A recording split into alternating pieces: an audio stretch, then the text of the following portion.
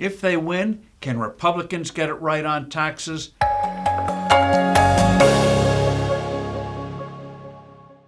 Hello, I'm Steve Forbes, and this is What's Ahead, where you get the insights you need to better navigate these turbulent times. Tax cuts have been a GOP sacred cow for decades. Most of the successful Trump tax reductions enacted in 2017 expire in 2025. Unfortunately, a number of Republicans are making noises that some provisions might be pruned or not renewed altogether. The reason? The Congressional Joint Committee on Taxation, the JCT, which calculates, guess would be more accurate, the revenue impact of tax changes, says the Trump tax package would cost $4 trillion in lost revenue over the next decade. Now, certain members of the GOP, so-called deficit hawks, believe the alleged cost of those cuts should be offset, preferably by less spending than the projected estimates, and if necessary, by paring back some pieces of the original 2017 package. Some are murmuring that the corporate tax rate should be boosted. Joe Biden would support that. Goodness gracious, Republicans are too often their own worst enemies. Why are they taking seriously the JCT numbers? The tax cuts worked. They revived the economy that saw incomes at all levels go up. Even more impressive, wages for lower income people went up at a faster pace than those in higher wage levels. Revenues from businesses boomed, especially with companies repatriating billions of dollars that had been parked overseas. Overall federal tax receipts over time were higher thanks to the stimulus from the cuts.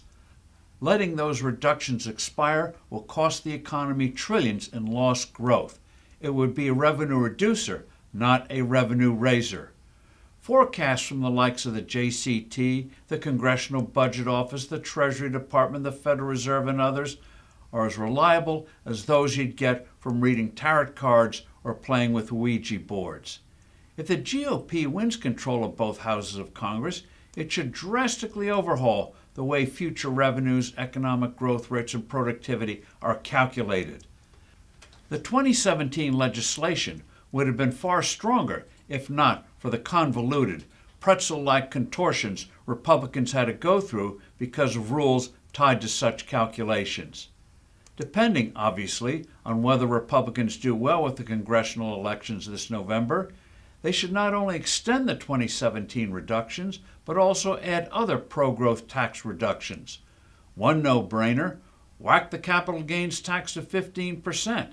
That would help investment, which is critical for future growth. It can help boost equity values, no small matter for the tens of millions of people with retirement funds like 401ks. Deficit hawks take note. Every time that exaction is reduced, revenues go up immediately. Other actions? Eliminate Barack Obama's 3.8% surcharge on capital gains and dividends. Instead of hiking that corporate rate, cut it some more. A more vibrant economy renders more revenue. Remove the tax complications surrounding partnerships and other pass-through entities. For good measure, knock a few points off income tax rates at all levels.